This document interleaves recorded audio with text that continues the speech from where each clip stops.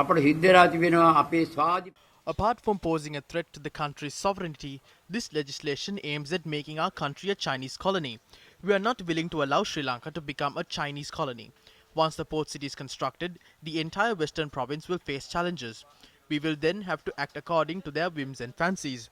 14 acts, including the Urban Development Authority Act, Colombo Municipal Council Ordinance, the Chamber of Commerce Ordinance, Town and Country Planning Ordinance, the Board of Investment Act, the Public Contracts Act, and the Inland Revenue Act are not applicable to this.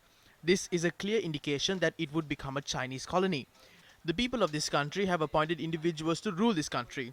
These individuals have not been appointed or given the power to sell the country, lease it, or formulate harmful policies. Since we have given power to these rulers to govern the country, they must reveal these matters to the public first instead of signing agreements discreetly. A case has been filed in the Supreme Court. This construction changes the Sri Lankan map. I believe it doesn't fall under the Western province as well. That is the situation at present. Therefore, even if they act in a discreet fashion, ultimately they would have to act in line with the proper procedure. We filed the 15th case on this. We wish to tell President Gotabaya Rajapaksa that we handed over the country to him in a favorable state.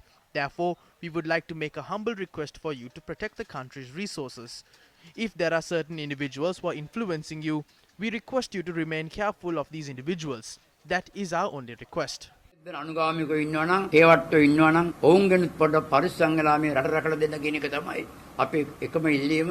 දැන් අපේ ජල තීරයෙන් hectare We have lost 446 hectares of our water. That has become a land area now. Once a land area is filled in our waters, then it becomes a part of the country's landmass.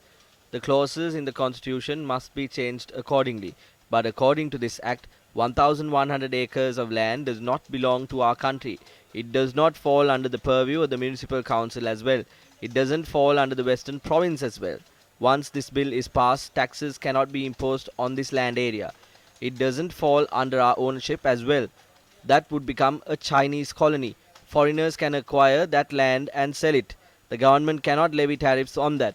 The Special Commission Economic will have to pay only 1% of its income to the government's consolidated fund. According to Section 72 of this bill, the regulations pertaining to this area will have to be gazetted by the President. They will not be brought to Parliament. The payment of salaries in this area will be made in foreign currency. These payments can be made in other foreign currencies such as the yuan. The Montevideo Convention was adopted in 1933. According to this convention, the 4 requirements to qualify as a state exists here. The first requirement is a stable population. People will live in that area. They will be paid salaries in yuan. If we purchase goods in that area, we must pay taxes for that.